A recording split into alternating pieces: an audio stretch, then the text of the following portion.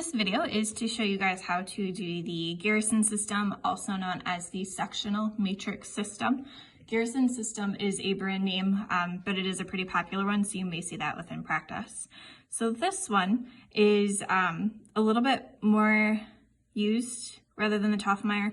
This one is a pretty popular system. So for this system, we have our supplies.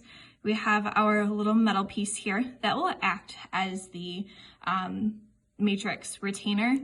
This is the sectional matrix. So this ring is going to act as a tooth separator, and it will create a really nice contact within the teeth.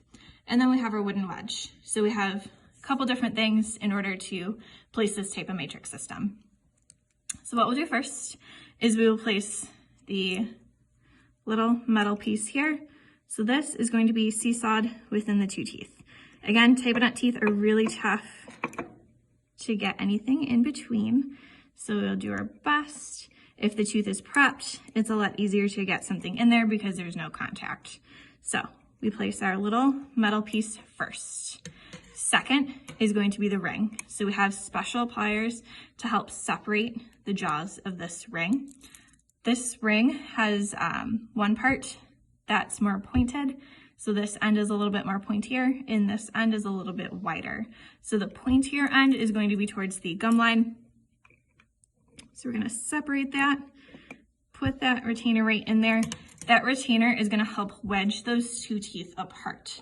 When we wedge those two teeth apart, the patient is numb, so they don't really feel it. But when we wedge them apart, it will help create a very nice contact between the teeth.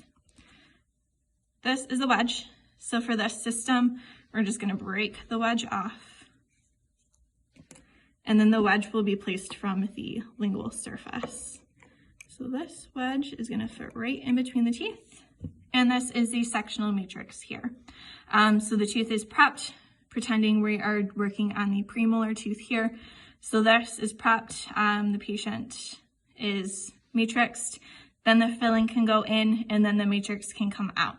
The matrix will come out in the opposite order that it went in. So the wedge comes out first, the ring comes off second. This little piece might come off with the ring or it could come off separately. Take that off.